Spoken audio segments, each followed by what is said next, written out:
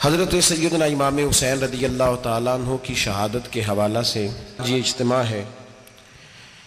امت مسلمہ کچھ آزمائشوں کا شکار ہے، کچھ ہمارے ذہن اس طرح کے ہو گئے، عام آدمی سے لے کر بڑے آدمی تک کہ کوئی بات بڑی جلدی ہمارا ذہن قبول ہی نہیں کرتا۔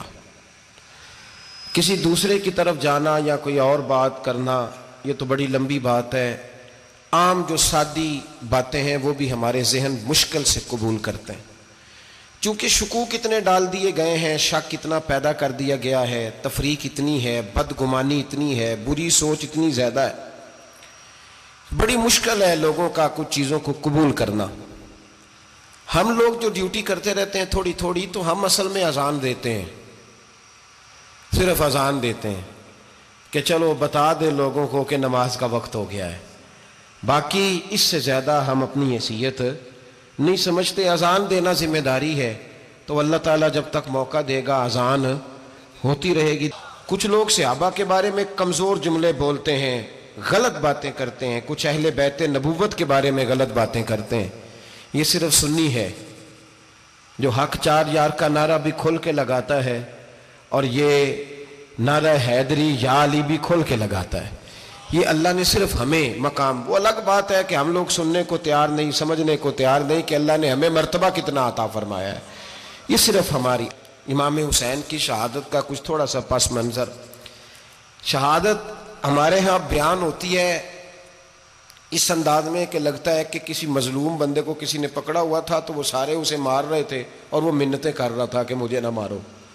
اتنی ہائے ہائے کی جاتی ہے کہ محسوس ہوتا ہے کہ امام علی مقام بڑے پریشان تھے کہ کسی طریقے سے، اور ان کا خاندان بڑا تکلیف میں تھا کہ جلدی کہیں کربلا سے نکل جائیں۔ حالانکہ اس دھرتی پہ، اس کائنات پہ صبر، شجاعت، استقامت اور حوصلہ جس سے کائنات سیکھے گی وہ صرف امام حسین ہی ہے۔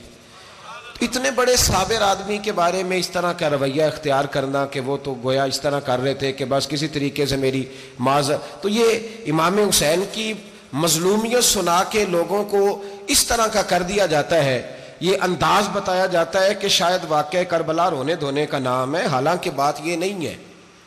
یزید کی لشکر جو امام حسین کے مقابلے میں آیا، امام حسین کے لشکر کی تعداد 72 تھی، تو یزید نے 22,000 آدمی، مجھے بتائیے 72 کا 22,000 سے کو مقابلہ ہوتا ہے؟ بولیے۔ عمر بن سعد نے پھر عبید اللہ ابن زیاد کو لکھا کہ 22,000 بندے تھوڑے ہیں، کچھ بندے زیادہ بھیج۔ تو عمر بن سعد کو عبید اللہ ابن زیاد کہنے لگے کہ تو پاگل تو نہیں ہو گیا، 72 کے لشکر کا 22,000 بھیجا، اور کتنا بھیجوں؟ تو اس نے کہا تمہیں یہ نہیں پتا یہ لوگ کون ہیں؟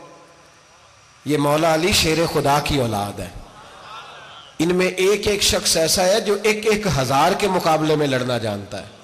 تو یہاں کمزوری دکھائی جاتی ہے، ہمارے بچے سمجھنے لگے ہیں کہ یہ شاید کوئی ایسی داستان ہے، اور اس طرح کا ماحول ٹی وی پہ میں دیکھ رہا تھا، اس طرح کا ماحول بنایا جاتا ہے جیسے کوئی خوف ہے، یعنی واقع کربلا کوئی ایسا واقعہ جسے دیکھ کے خوف طاری ہو جائے، بچے راتوں کو ڈریں، وہ اکیلے درخت دکھائے جا رہے ہیں اور تیر دکھائے جا رہے ہیں۔ او یار کیا قوم کی تربیت کر رہے ہیں؟ واقعہ کربلا حوصلے کا نام ہے، دلیری کا نام ہے۔ سنیں بات اصل میں کیا تھی، بڑے ٹھنڈے دماغ سے میری بات کو سمجھیے گا۔ حضرت مولا علی شیر خدا کے بعد مسلمانوں کے متفقہ امیر بنے تھے حضرت امیر معاویہ۔ انہیں امیر کس نے بنایا تھا؟ امام حسن نے، حضرت علی کے بڑے صاحبزادے۔ حضرت امام حسن نے ان سے صلح کی، انہیں خلافت دی، اور صحیح بخاری میں نبی پاک نے فرمایا تھا میرا بیٹا حسن سردار ہے، جب مسلمانوں کی جماعتوں میں لہو بہہ جائے گا تو حسن ان کی صلح کرا دے گا۔ وہ صلح امام حسن نے کرائی، جناب امیر معاویہ امیر بن گئے۔ حضرت امیر معاویہ رضی اللہ تعالیٰ عنہ بڑا پیار کرتے تھے نبی پاک سے، بڑا احترام کرتے تھے حضور کے خاندان کا۔ ان کی جو اجتہادی خطائیں ہیں وہ اپنی جگہ پہ موجود ہیں، چونکہ امام حسن نے ان سے صلح کر لی، لہذا ہم بھی ان کے بارے میں کوئی جملہ کہنے کے مجاز، ہماری مجبوری امام حسن ہے، اس لیے کہ جسے امام حسن صحیح کہے پھر امام حسن کے ماننے والے کو اسے غلط نہیں کہنا چاہیے۔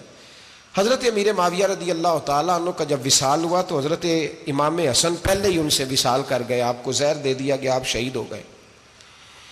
امام حسین موجود تھے، تو یزید کے بارے میں لوگوں نے کہا جناب امیر معاویہ سے کہ یہ ٹھیک ہے، مناسب ہے، اور بہادر ہے، دلیر ہے. وہ جو ہوتے ہیں نا خوش آمدی ٹولہ، ہمارے ملک میں جو اچھی خوشامد کرے اسے اچھی وزارت ملتی ہے، اچھی وزارت اسے دیتے ہیں. جو ذرا صحیح بدتمیز بھی ہو اور صحیح وکالت کرنے والا اسے وزارت صحیح دیتے ہیں.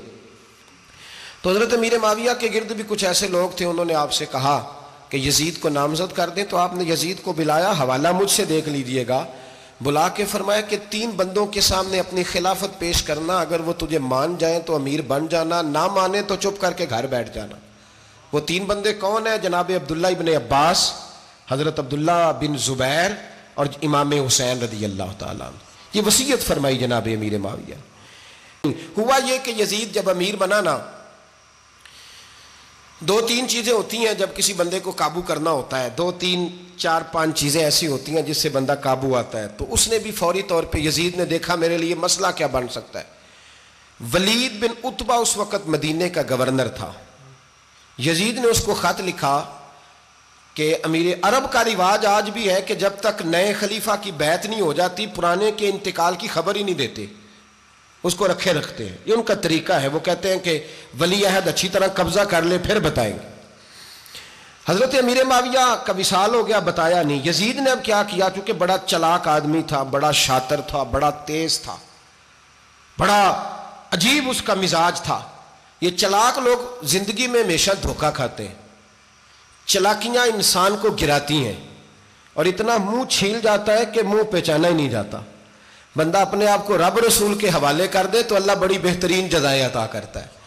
یہ لوگ تیزی دکھاتے ہیں بعض. تو یزید بھی تیزی دکھانے والا تھا. اس نے ولید کو خط لکھا کہنے لگا کہ فوری طور پہ عبداللہ ابن عباس کو بلاؤ اور اسے کہو میری بیعت کریں. یہ جو بیعت ہوتی تھی نا، یہ بھی سن لے کیا ہوتی تھی. یہ بیعت حلف ہوتا تھا. حلف کہ میں اللہ رسول کے نام پہ حلف دیتا ہوں کہ میں یزید کی اطاعت کروں گا، میں اس کے خلاف کوئی بغاوت نہیں کروں گا. یہ بیعت لوگ سمجھتے ہیں کہ بس ہاتھ پکڑنے کا نام بیعت تھا. اس بیعت کا متبادل جمہوری ملکوں کے اندر ووٹ آیا ہے، اس کا متبادل لفظ. تو کہا بیعت کرے. حضرت عبداللہ ابن عباس کو بھی بلاؤ، عبداللہ بن زبیر کو بھی بلاؤ، امام حسین کو بھی بلاؤ. امام حسین آدھی رات کے وقت بیٹھے تھے مسجد نبوی میں، چونکہ 5 نمازوں کی آپ امامت کرتے تھے. ہن اللہ خیر کرے جڑا نماز پڑھائے ہو مولوی تو جڑا ٹل پائے ہو پیر، جڑا مہینہ نہ نہائے چھوٹا پیر تو جڑا 6 مہینے نہ نہائے ہو بڑا پیر. کہتے بابا پہنچے ہیں، کڑے چھڑے جو پہن لیے. بھائی امام حسین تو نمازیں پڑھاتے تھے، مولا علی تو نمازیں پڑھاتے تھے، مسجد کے خطیب تھے. اب اس کو تو مولوی کہہ دیا جاتا ہے بیچارے کو. تو ملنگ کون ہوتا ہے جی؟ کہتے جڑا کپڑے کٹ پائے. کیا تماشا ہے، قوم جدھر دل کرتا ہے نکل جاتی ہے.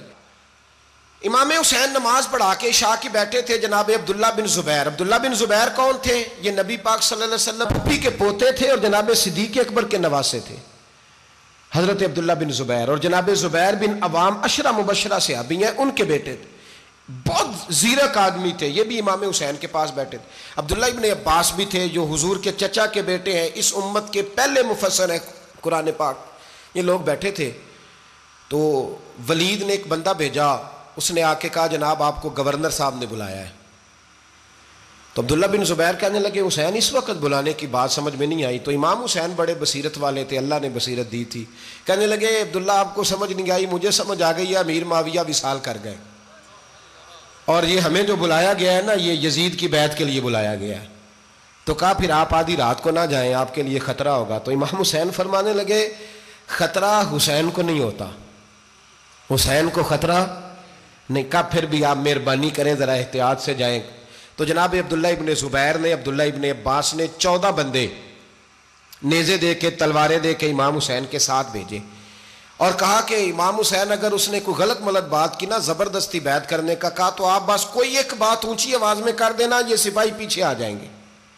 امام حسین ان 14 بندوں کو لے کے گورنر ہاؤس پہنچ گئے. جب آپ وہاں پہنچے اس نے بتایا، اس نے کہا جی حضرت امیر معاویہ انتقال کر گئے اور آپ نے یزید کی بیعت کرنی ہے. تو امام حسین فرمانے لگے میں چھپ کے بیعت نہیں کروں گا، مجمع لگاؤ، جمعے والے دن اعلان کرو. جو طریقہ ہے حضرت ابوبکر صدیق کا، جو طریقہ ہے حضرت عمر فاروق کا، جو انداز حضرت عثمان غنی کا ہے، جو مولا علی کا ہے، سر عام اعلان کرو. اگر ساری دنیا یزید کی بیعت کرے گی تو میں بھی تیار ہوں. تم مجھ سے بیعت لے کے پھر لوگوں کو بتانا چاہتے ہو کہ حسین بیعت کر رہے ہیں تو تم کیوں نہیں کر رہے؟ میں عام آدمی نہیں ہوں لہذا چھپ کے بیعت نہیں کرتا. جب یہ بات کی نا تو ولید بڑا نرم دل تھا اور امام حسین کی شان کو جانتا تھا. وہ جانتا تھا یہ نبی پاک کا خاندان ہے. اس نے کہا جی مجھے تو حکم تھا، باقی آپ حضور کے نواز ہیں، میں کر کچھ. وہاں ایک بڑا بدبخت شخص بیٹھا تھا، عبد الملک بن مروان. وہ ولید سے کہنے لگا کہ اگر حسین آج تمہارے ہاتھ سے نکل گئے تو تمہارے لیے بہت بڑا مسئلہ کھڑا ہو جائے، انہیں جانے نہ دینا، یا بیعت کراؤ یا ان سے کہو جنگ کے لیے تیار ہو. تو امام حسین رضی اللہ تعالیٰ عنہ کے کانوں میں آواز گئی تو فرمانے لگے ابن مرجانہ، اگر تیرے اندر جرت ہے تو آ سامنے حسین کے، اس کے کانوں میں باتیں نہ کر، کانا پھوسی نہ کر، باہر آ میدان میں، شرارت نہ کر، باہر آ، میں تمہیں ابھی بتاتا ہوں کہ حسین سے مقابلہ کرنے کا انجام کیا ہے. یہ کہہ کہ امام حسین باہر نکلے، اپنے بھائی محمد بن انفیہ کو بلایا، عبداللہ بن زبیر، عبداللہ ابن عباس، ڈھیر سارے لوگ اکٹھے ہو گئے. فرمایا یہ معاملہ ہے، اب کیا کرنا ہے. یاد رکھیں ووٹ برادری کا نہیں ہوتا، ووٹ برادری کا نہیں، ووٹ دین کا ہوتا ہے. جو بندہ دین کے، ملت کے، مذہب کے معیار پہ پورا نہ ہوتے اسے حکمت کے تحت بھی ووٹ دینا جائز. ہاں یہ بات سچی ہے تو بہرحال سچی ہے، یہ یاد رکھ لے. ہمارے ووٹ سے کوئی ایم این اے، ایم پی اے جتنے ظلم کرے گا، ووٹ دینے والا اس کے ظلم میں شریک ہوگا، بالکل 100%. یہ لکھ لیں بات. ہم اس وقت بڑی جلدی، پتہ نہیں ہمیں کیا مسئلہ ہو جاتا ہے، اتنا اتنی مصیبت انہیں نہیں بنی ہوتی، نہیں یہاں بنی ہوتی ہے. خدا کا خوف کریں. امام علی مقام ووٹ ہی مانگ رہا تھا نا یزید، اور پھر اس نے بڑے بڑے لالچ دیے. اس نے کہا کہ آپ 5-4 صوبے ہیں جس کی گورنری مرضی رکھ لیں، دولت آپ کی مرضی کی. تو پھر آج ہمیں بھی لوگ مشورہ دیتے ہیں، کہتے ہیں مسجد میں سیاست نہیں ہونی چاہیے. میں نے کہا کیا کریں، یہ امام حسین ہمیں مجبور کر گئے، کوئی نہ کوئی بات کرنی پڑ ہی جاتی ہے. امام علی مقام نے فرمایا چھپ کے ووٹ کی بات، بیعت کی بات نہیں ہو سکتی. آپ نے جا کے لوگوں سے مشورہ کیا تو وہ کہنے لگے حضور وقت ابھی مناسب نہیں ہے، آپ اس طرح کریں یہاں رکیں، ہم مکے سے، عراق سے، کوفے سے لوگوں کو بلاتے ہیں، یہاں ایک بڑی مجلس مشاورت قائم کرتے ہیں. امام حسین فرمانے لگے اگر تم مشاورت قائم کرو گے تو ولید اور عبد الملک بن مروان وہ تو جنگ کرنے کو تیار ہے، اور نبی پاک نے فرمایا ایک مینڈا ہوگا جس کی وجہ سے مدینے کی گلیوں میں لہو بہے گا. فرمانے لگے میں وہ بکرا، وہ مینڈا نہیں بننا چاہتا. کہا پھر آپ کیا کریں گے؟ تو امام حسین رو پڑے، فرمانے لگے میں مدینہ چھوڑ جاؤں گا لیکن مدینے کی حرمت پامال نہیں ہونے دوں گا. امام علی مقام آدھی رات کے وقت نکلے. سیدہ فاطمہ کا دروازہ ایک اس دن تھا جس دن حضرت مولا علی کوفے چلے گئے تھے، اور دوبارہ آج تالا لگا جب امام حسین نکلے. آپ جنت البقیع کے پیچھے کھڑے ہو کے حضور کا روضہ دیکھنے لگے. اس وقت گنبد تو نہیں ہوتا تھا، روضہ دیکھنے لگے. نانا تیرے کرم کے خزینے کی خیر ہو، میں جا رہا ہوں تیرے مدینے کی خیر ہو. سارا خاندان لے گئے، مکے تشریف لے گئے. حج کے ایام قریب آنے والے تھے. امام حسین نے وہاں لوگوں سے باتیں کی. جب امام حسین وہاں سے پہنچے تو کوفے سے خط آنے لگے.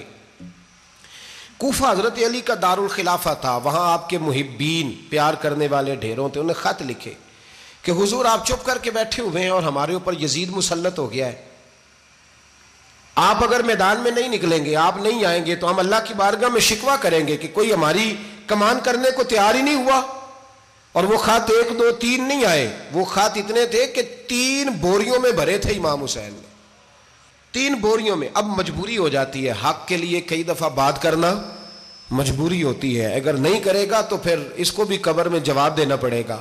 امام علی مقام رضی اللہ تعالیٰ عنہ نے مکے میں اب لوگوں کو جمع کیا مشورے کے لیے.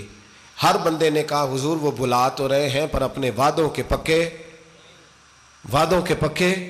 بڑے کم لوگ ہوتے ہیں، بڑے کم لوگ، جسے زندگی ہو پیاری وہ یہیں سے لوٹ جائے. میرے قافلے میں شامل کوئی کم ظرف نہیں ہے. بڑے کم لوگ ہوتے ہیں جو ارادوں کے، وعدوں کے، ہمیشہ ساتھ چلنے کے پکے ہوتے ہیں، ورنہ بڑے لوگوں کو گرمی لگنے لگتی ہے، بڑے لوگوں کی مشکلات آتی ہیں، بڑے لوگ ایسے ہوتے ہیں جن کی مجبوریاں بن جاتی. کہا حضور وہ پکے نہیں، آپ نہ جائیں. ہر بندے نے کہا حالات ٹھیک نہیں، حالات گراؤنڈ ریالٹی صحیح نہیں. یہی مشورہ آج بھی ہر بندہ دیتا ہے، ابھی حالات نہیں. اتنے خراب حالات کبھی نہیں ہوئے تھے جتنے امام حسین کے دور میں تھے. لیکن فرمایا میں دین کے خلاف غلط حکمران کو مسلط ہونے کی اجازت غلط حکمران کو مسلط ہونے کی اجازت مزاحمت کروں گا، مخالفت کروں گا۔ امام کہنے لگے کوئی بات نہیں، وہ میرے ساتھ چلے نہ چلے لیکن میں کوفے جاؤں گا، وہ لوگ میرے ساتھ کھڑا ہونے کو تیار ہے تو وہ جھوٹ ہے یا سچ ہے پر میں چلوں گا۔ جب امام علی مقام نے اصرار فرمایا تو جو آپ کے قریبی صحابہ کرام کی اولادیں تھی ساری، یہ بھی اب بیماری ہے، کچھ لوگ کہتے ہیں جی صحابہ نہیں ساتھ چلے، تو میں کہتا ہوں اہل بیت نبوت کے تو کل افراد 21 تھے، تو 72 میں باقی اولادیں کس کی تھیں؟ وہ ساری صحابہ کی اولادیں تھیں، وہ سارے، پتہ نہیں کیوں اس طرح کا فلسفہ بیان کیا جاتا ہے جس میں حالات خراب ہو۔ حضرت سیدنا امام علی مقام کو جب بہت زیادہ کہا گیا نا تو امام حسین رضی اللہ تعالیٰ انہوں نے فرمایا چلو میں ایک کام کرتا ہوں، مسلم بن عقیل کو بھیجتا ہوں، حضرت علی کے بھتیجے ہیں، امام حسین رضی اللہ تعالیٰ عنہ کے چچا کے بیٹے ہیں، حضرت عقیل کے صاحبزادے مسلم بن عقیل، بڑے سمجھدار آدمی تھے، معاملہ فہم تھے، بڑے جری تھے، اتنا زبردست مشورہ کم لوگ دیتے ہیں جتنا حضرت مسلم بن عقیل دیتے تھے۔ ان کو بھیجا گیا کوفے۔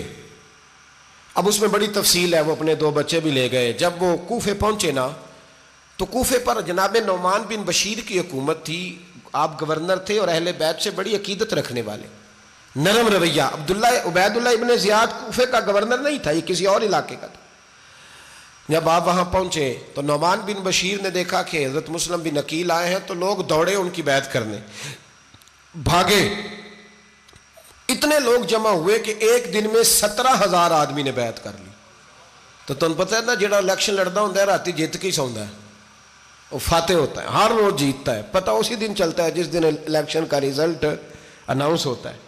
17,000 آدمی ایک دن آیا۔ اب وہ جو امام مسلم بن عقیل کے وہاں نعرے لگانے والے تھے کہنے لگے حضور یہ پہلے دن کی کارکردگی ہے، 2-4 دن میں دیکھیے کیا ہوتا ہے۔ 2-4 دن میں کیا ہوا، 40,000 آدمی نے بیعت کر لی۔ اب وہ 40,000 بندہ تیار ہو گیا۔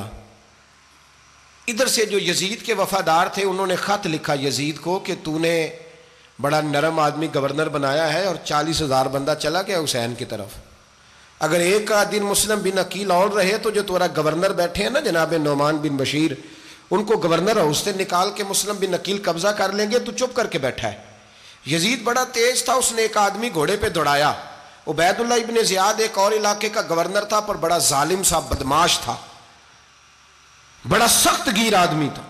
اس کو کہا کہ تو پہلے ایک صوبے کا گورنر ہے، جا تجھے دوسرا صوبہ بھی دیا، اس طرح کار فوری طور پہ کوفے پہنچ اور جا کے مسلم بن عقیل کو گرفتار کر، جو آدمی ان کا ساتھ پھر بھی دے اسے قتل کر دے۔ اس نے کیا کیا، وہ آدھی رات کو آیا، منہ چھپایا، جبہ پہنا، لوگ سمجھے امام حسین آ گئے۔ بہت سارے لوگوں نے اس کے نعرے بھی لگائے۔ وہ چپکے سے داخل ہوا اندر، اور چپکے سے داخل ہو کے اس نے سب سے پہلا کام یہ کیا کہ نعمان بن بشیر رضی اللہ عنہ کو معزول کیا، کوفے کے گورنر ہاؤس پہ قبضہ کیا۔ پھر اس نے اسی وقت سوئے ہوئے سرکردہ لوگ، جس طرح ایک گاؤں کا چودھری دوسرے کا محلے میں قبیلوں کے جو لوگ تھے چودھریوں کو بلایا، کچھ کو سزائیں دیں، کچھ کو سخت کہا، کچھ کو ان کے عیب گنوائے کہ وہ تمہارا فلانا مسئلہ پھر خراب کر دوں گا، بلیک میل کیا۔ صبح ہونے تک حالات اگر تم نے میرے قابو میں نہ کیے تو یاد رکھنا بڑا مشکل ہوتا ہے حق پہ کھڑا ہونا، بڑی چیزیں لوگوں کو یاد آتی ہیں، اللہ جانتا ہے، پہلے کچھ ہوتا ہے بعد میں معاملہ کچھ ہوتا ہے۔ حضرت مسلم بن عقیل کے ساتھ جس دن عبید اللہ ابن زیاد آیا 40,000 کا لشکر تھا، اگلے دن صبح ہوئی، اگلے دن تو یہ حال ہو گیا کہ آپ جب کوفے کی جامع مسجد میں زور کی نماز کے لیے گئے تو 5-7 ہزار آدمی نماز پڑھنے آیا، اور جب مغرب کا وقت آیا تو لوگوں نے چند ہزار لوگ رہ گئے، نماز کی نیت باندھی۔ ایک مسئلہ بھی سمجھ میں آئے گا، لوگوں نے نماز کی نیت باندھی تو حضرت مسلم بن عقیل امامت کر رہے ہیں، ہاتھ باندھے ہوئے ہیں، تو بہت سارے لوگوں نے پیچھے ہاتھ چھوڑ دیے۔ ایک بندے نے دوسرے سے پوچھا وہ ہاتھ کیوں نہیں باندھتے؟ کہنے لگے اگر عبید اللہ ابن زیاد کے کسی بندے نے دیکھ لیا نا تو ہم اسے کہیں گے ہم تو نماز پڑھ ہی نہیں رہے تھے، ویسے ہی کھڑے تھے، ہاتھ ہی نہیں باندھے سرے سے۔ جب نماز کی امامت باندھی تو 10-11 صفیں تھیں، جب مسلم بن عقیل رضی اللہ تعالیٰ عنہ نے سلام پھیرا تو پیچھے بندہ ہی کوئی نہیں تھا۔ حضرت مسلم بن عقیل کو گرفتار کیا گیا۔ عرب کا رواج تھا دشمن کو سخت سزا دیں تاکہ باعث عبرت بنے، بہت اونچا मीनार था कूफे का, गवर्नर हाउस का, ऊपर ले जाके जनाब मुस्लिम बिन अकील को ज़मीन पे गिराया गया। और जब वो शहीद हो गए तो शहीद होने से एक रात पहले वो ख़त लिख चुके थे इमाम हुसैन को कि आप आ जाएं, हालात बड़े अच्छे हैं। ख़त मिला तो इमाम हुसैन मक्के से कूफे की जानिब चल पड़े। इमाम अली मकाम रदी अल्लाह ताला अन्हु जब चल पड़े, तशरीफ़ ला रहे थे, तो रस्ते में फर्जक शायर मिला, बड़ा मुहिब्बे अहले बैत था। रस्ते में मुलाकात हुई। हज़रत मुस्लिम बिन अकील जब गिराया, शहीद हो गए, तो फिर उसने इस तरह किया कि आपकी लाश को लटका दिया चौक में। लोग देखते थे तो औरतें बच्चों को कहती थी तूने बाहर नहीं निकलना, हमने नहीं इमाम हुसैन के साथ चलना, बस बस बड़ा खौफ है, कोई बंदा ना बाहर निकले, कोई नहीं ज़रूरत हमें, हालात बेहतर होगी तो देखी जाएगी। आज कितने लोग हैं, कितनी देगें पकी, कितनी न्याजें बटी, क्या कुछ हुआ। आप नाराज ना होना, मैं आप में से हूं, आप मुझसे हैं, ये बात आपकी नहीं मेरी सब की है। आज भी अगर इमाम हुसैन के नाम पे जान देने की बारी आएगी तो देगे ही रह जाएंगी। नाराज तो नहीं हो गए आप लोग? फटाफट माएँ कहेंगी बाहर नहीं जाना, बिल्कुल पुत्र सानू की लगे, सारा दिन कोई हमारे लिए। वो पीर साहब तो करते रहते हैं बातें, उनका तो काम है, खबरदार हमने नहीं जाना। देगे देने को सारे तैयार हैं, जाने देने को तैयार होना। नाराज हो गए आप लोग? चलो कोई नहीं, हो जाओ, खैर सल्ला है, बात तो ठीक कर रहा हूं ना। हजरत इमाम हुसैन रदी अल्लाह ताला अन्हु ने फर्जक शायर रस्ते में मिला तो इमाम हुसैन को कहने लगा कहाँ जा रहे हैं? फरमाया मैं कूफे जा रहा हूँ। कहने लगा हुजूर ना जाइएगा, लोगों के दिल आपके साथ हैं, तलवारें आपके साथ नहीं। हर बंदा नहीं कहता असी वैसे उंज ना उंज असी हिमायत फराडियां दी करन डे हैं, तो फिर छड़ दे क्यों नहीं हैं? उंज धोखेबाज ही, इन्हें कराया उन्हें कख नहीं, तो फिर छोड़ दो जान, तुम ही छोड़ दो। ये बंदा बात सही कर रहा है, बंदा वैसे ये बात सही कर रहा है, पर अजय हालात नहीं ठीक है दे वाले, बंदे ठीक ने, पर क्या तमाशा है, कब तक ऐसा रहेगा कि कब तक ये बात चलेगी? सैयदना इमाम हुसैन रदी अल्लाह ताला अन्हु को आके कहा हुजूर वो सारे कूफे वाले मानते हैं कि बात हुसैन की ठीक है, लेकिन आपकी सपोर्ट नहीं करेंगे। और अगली बात फर्जक ने यह की कि हुजूर मैं हज़रत मुस्लिम बिन अकील की लाश को लटकी हुई देख के आया हूँ कूफे के चौक में। बड़ा ही खूबसूरत फिक्रा है इमाम हुसैन का। फरमाने लगे मेरा भाई लटका हुआ था, कहीं किसी के आगे झुका तो नहीं था? लटका ही था ना, कहीं झुका तो नहीं किसी के आगे? कहा हुजूर नहीं।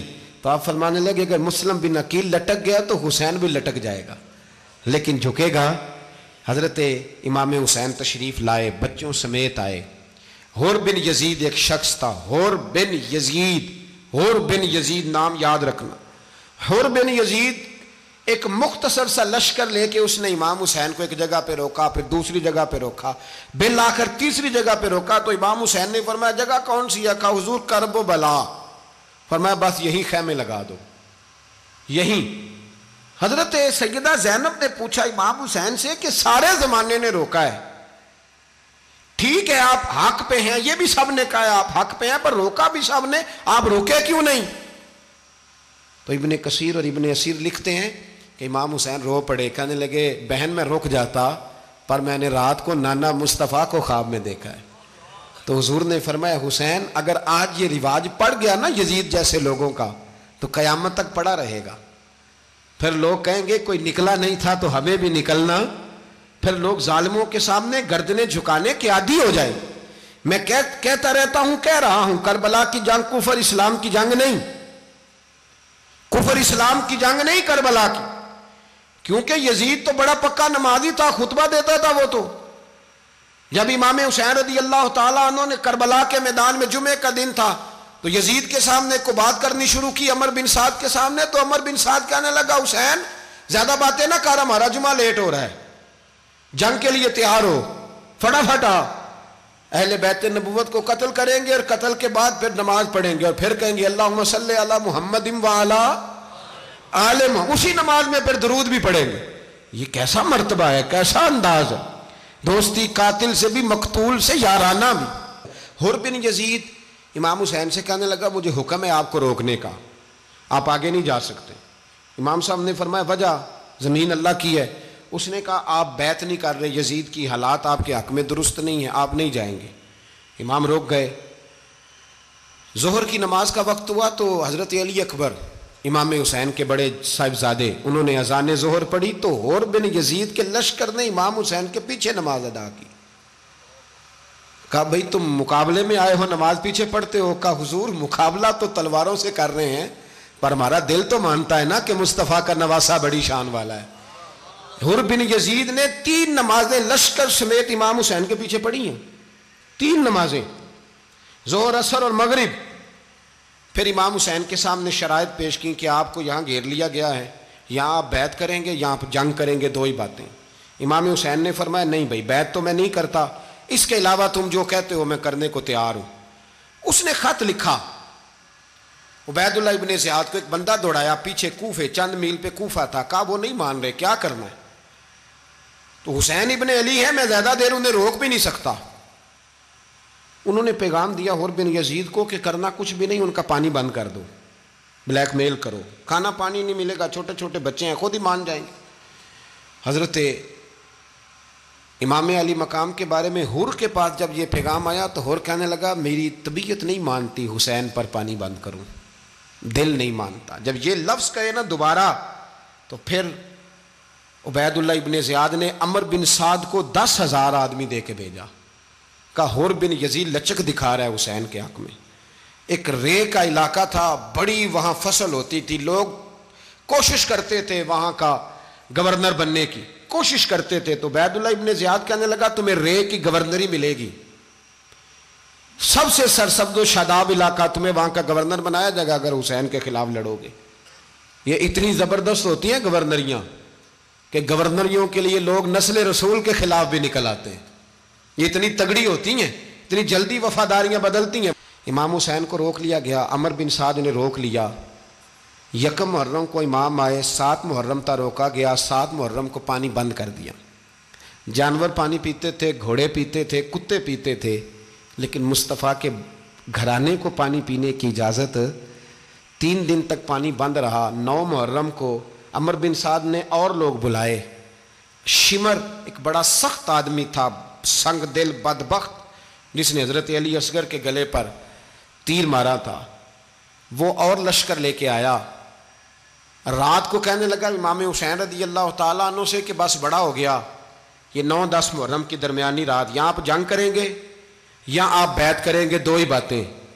امام حسین اندر گئے، سیدہ زینب سے مشورہ کیا، باہر آئے، فرمایا بات وہی ہے جو پہلے دن والی ہے۔ او بھائی بچے ساتھ ہو، صحرا کا علاقہ ہو، تپتی ہوئی ریت ہو، اتنے کٹھن اور سخت حالات، چاروں جانب موت ہی موت، دور دور تک اپنوں کا نام و نشان کوئی نہیں، اور اکیلے فیصلہ کرنے والے امام حسین، باقی سارے بچے ہیں یا عورتیں، سارے بڑے اکیلے۔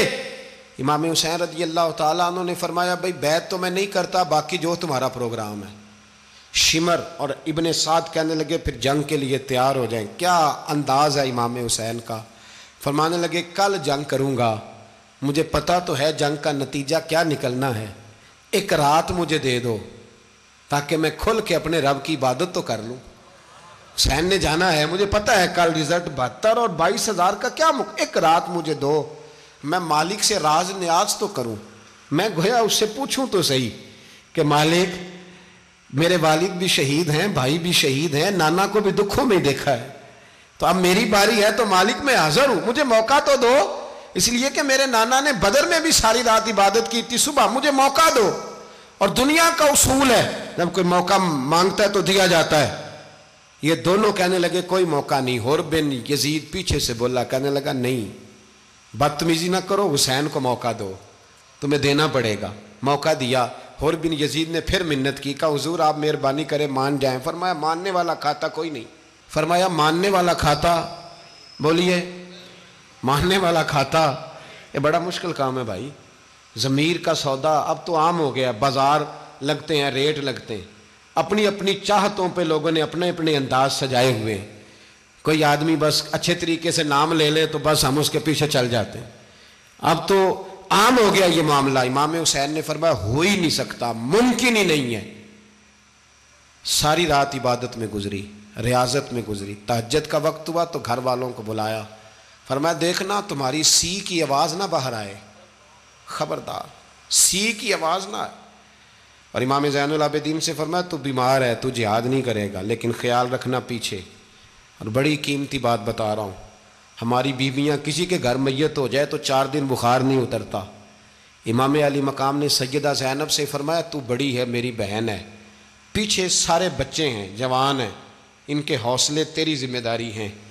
صبح جنگ کا طبل بجنے لگا، فجر کی نماز پڑھی، سورج چڑھا، 10 محرم کا دن، جمعے کا وقت، جناب سیدنا امام حسین رضی اللہ تعالیٰ عنہ نے ریت پر سجدے کیے، لمبے سجدے، لمبی نماز، سورۃ الشمس کی آیات دوسری رکعت میں پڑھی تو سارا کربلا گونجنے لگا۔ کیا انداز تکلم تھا امام علی مقام کا۔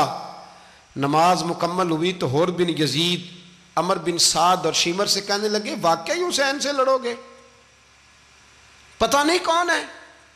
قُلْ لَا أَسْأَلُكُمْ عَلَيْهِ أَجْرًا، تم نے نہیں پڑھا إِلَّا الْمَوَدَّةَ فِي الْقُرْبَى، تمہاری آنکھیں بند ہیں، الحسن والحسین سید الشباب اہل جنہ، تمہیں نہیں پتا؟ کہنے لگا چپ کر، حکومت نظر آ رہی ہے۔ اور بن یزید کہنے لگے پھر میرا بھی فیصلہ سنو، مجھے حکومت نہیں چاہیے، مجھے جنت چاہیے۔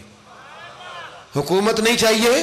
امام حسین کی پہلی فتح دیکھیں، اور بن یزید ایڑی لگا کے نا یزید کے لشکر سے نکل کے امام حسین کے لشکر میں شامل ہو گیا، اور پہلا شخص جس نے امام حسین کو روکا، امام حسین کے نام پر پہلا سر بھی اسی شخص نے کٹایا ہے۔ لیکن یزید کی قبر پہ لعنت بھی کوئی نہیں برساتا، اس کا محل تھا بہت بڑا، لیکن جب لوگ کربلا میں امام حسین کو سلام کرنے جاتے ہیں تو قدموں میں حور بن یزید کا مزار بھی بنا ہوا ہے، اس کو بھی سلامی دی جاتی ہے۔ اور اب ہم اکیلا حور بن یزید نہیں کہتے، ہم کہتے ہیں حور بن یزید رضی اللہ تعالیٰ۔ اب ہم اتنی تعظیم کرتے ہیں اس حور کی۔ جناب امام حسین کو میدان میں کھڑا کیا گیا، جہاد کا طبل بجا، پہلے خدام آئے، اور سن لو آج وہ پتہ نہیں بازاری سے لوگ چڑھ گئے اسٹیجوں پہ، بازاری سے، نہ چہرے پہ داڑھی ہے، نہ سر پہ کوئی کپڑا ہے، بازاری لوگ ہیں، بھاگ رہے ہیں، بازو چڑھائے ہوئے ہیں، بٹن کھولے ہوئے ہیں، تماشا بنا دیا۔ سننے والوں کا بھی اللہ ہی حافظ ہے، وہ سٹیج پہ اہل بیت کی شان بیان کرتا ہے، بھاگ کے ادھر جاتا ہے، یہ کوئی طریقہ ہے؟ سننے والوں کا بھی عجیب انداز ہے، ہر بندے کو سننے بیٹھ جاتے ہیں۔ دین مہذب ہے، تہذیب والا ہے، دلائل رکھتا ہے، دین وقار رکھتا ہے، ایسے لوگ اب دین بیان کریں گے؟ حضرت سیدنا امام حسین رضی اللہ تعالیٰ عنہ صبح جب جہاد کا وقت آیا، پتہ ہے کون کون تھے کربلا میں؟ امام حسین کے ساتھ امام حسین کے 4 بھائی تھے کربلا میں۔ کتنے؟ بول کے بتائیں۔ حضرت علی کے 4 بیٹے، عباس بن علی، جن کو حضرت عباس کہا جاتا ہے نا، علمدار، یہ حضرت علی کی دوسری زوجہ میں سے۔ عباس بن علی بھی تھے، اور ابو بکر بن علی بھی تھے، عمر بن علی بھی تھے، عثمان بن، یہ حضرت علی کے بچوں کے نام ہیں۔ یہ آپ کے شہزادے امام حسین کے ساتھ شہید ہوئے، ان کا نام صرف اس لیے نہیں لیا جاتا کہ ان کا نام خلفائے ثلاثہ کے نام پہ، حضرت علی نے اپنے یاروں کے نام پہ رکھا ہے، تو تم نے کربلا کے میدان سے خارج کر دیا۔ یہ تینوں شہزادے حضرت جناب سیدنا امام حسین کے ساتھ تھے، یہ بھی شہید ہوئے۔ حضرت جناب زینب امام حسین کی سگی بہن ہے، ان کے 2 بچے تھے، اون و محمد۔ جب امام حسین میدان میں جانے لگے تو جناب زینب بچوں سے کہنے لگی نہ، پہلے بھائی نہیں جائے گا، پہلے بھانجے جائیں گے۔ 2 بچے شہید ہوئے۔ حضرت قاسم بن حسن امام حسن کے بیٹے تھے، وہ جب میدان میں جانے لگے تو امام حسین نے کہا نہیں بھائی تو نہیں جائے گا، تو میرے بھائی کی نشانی ہے، میں جاؤں گا۔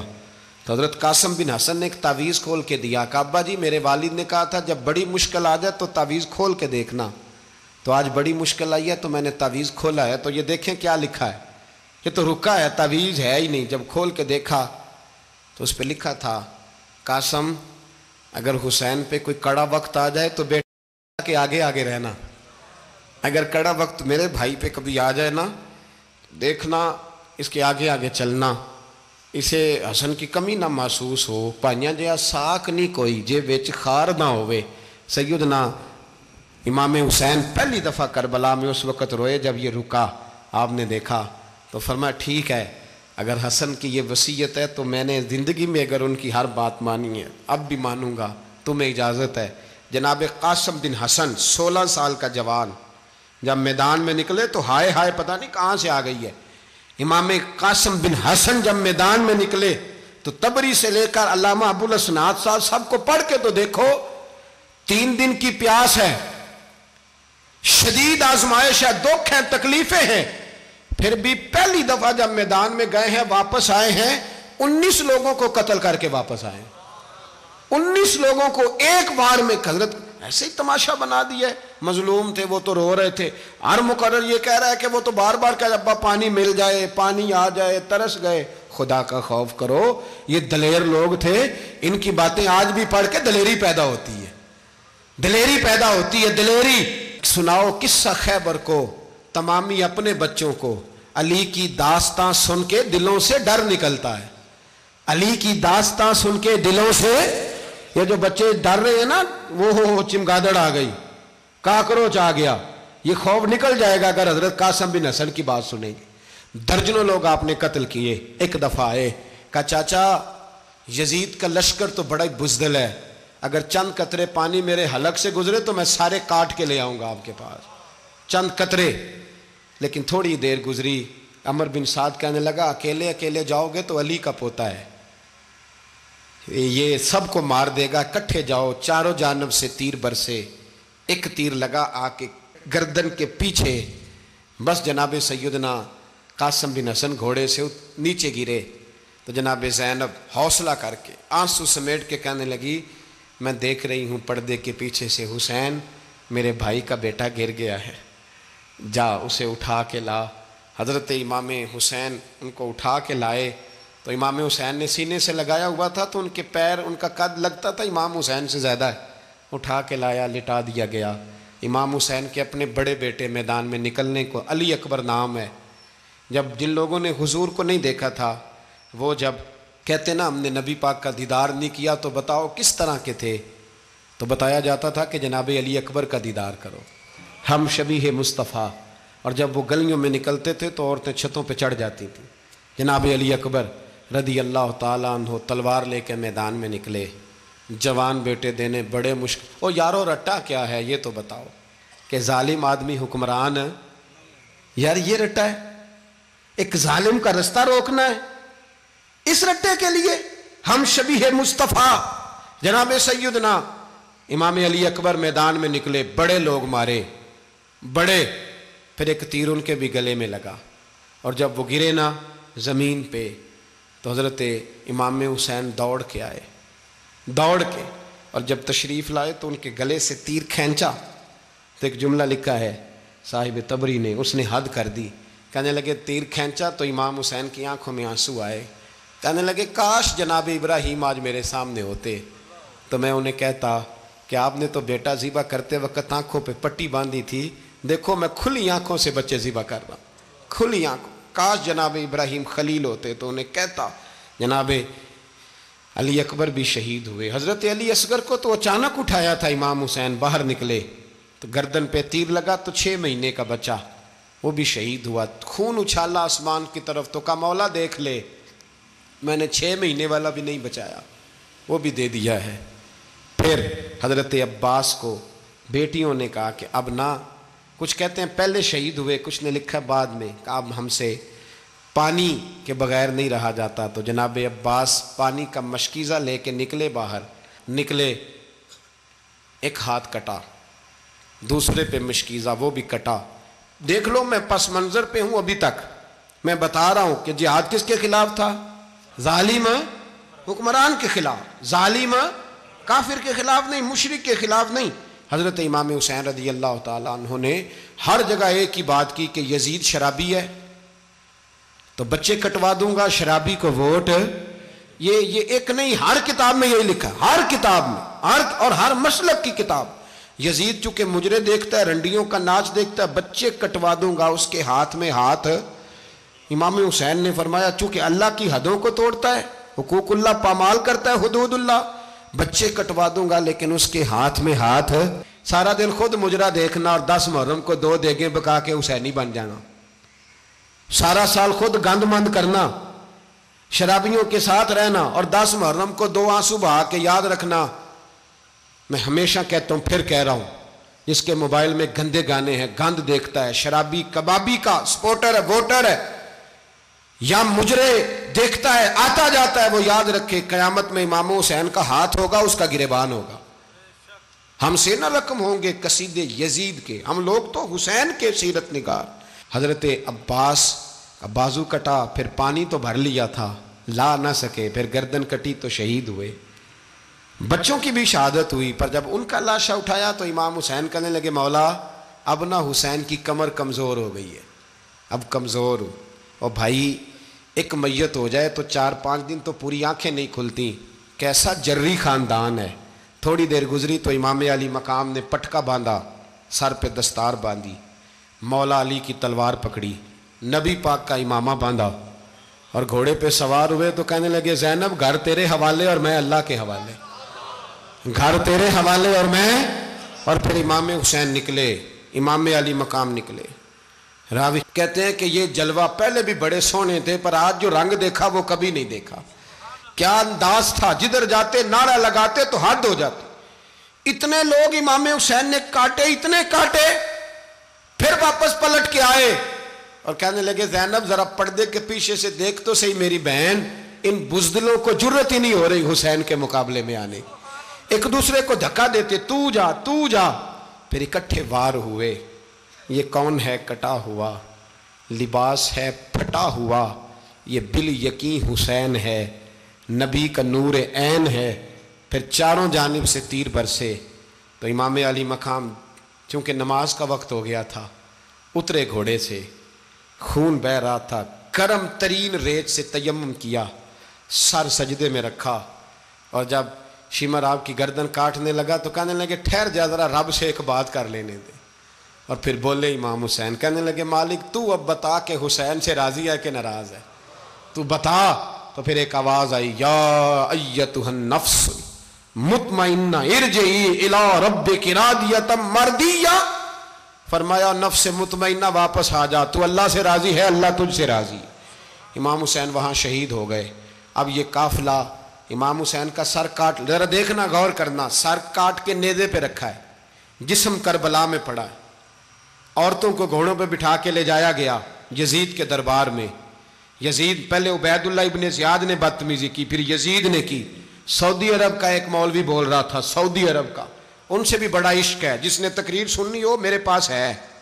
ہمیں لوگ مشورے دیتے ہیں کہ جو یزید کو اچھا کہے اور حسین کو باغی کہے اس کو ہم امام مان لیں، اس بے شرم بے حیا کو جو نبی پاک کے گھرانے کے بارے میں بکے اسے امام۔ سعودی عرب میں مسجد نبی میں درس دینے والا جس نے تقریر سننی ہو میرے پاس ہے، وہ کہتا ہے یزید تو بڑا اچھا آدمی تھا، اس نے تو بڑی خدمت کی، تو میں نے اسے کہا رشتہ داری کر لیا یزید کے ساتھ، قریب ہو جا۔ شرم نہیں آتی؟ آج بھی نبی پاک کا دل دکھاتے ہو، حیا نہیں آتی، خیال نہیں آتا؟ اور لوگ گھر میں بیٹھ کے باتیں کرتے ہیں، کہتے ہیں جی جو بیت اللہ میں ہو وہ بھی برا ہو سکتا ہے۔ بیت اللہ میں تو 360 بت بھی تھے، وہ اچھے تھے۔ مدینے میں تو 360 منافق بھی رہے، پوری سورہ منافقون نازل ہوئی، وہ اچھے تھے۔ عجیب تماشا بنا دیا لوگوں نے مذہب کا۔ کہتا ہے یزید نے تو بڑی خدمت، تو عبید اللہ ابن زیاد نے قتل کیا۔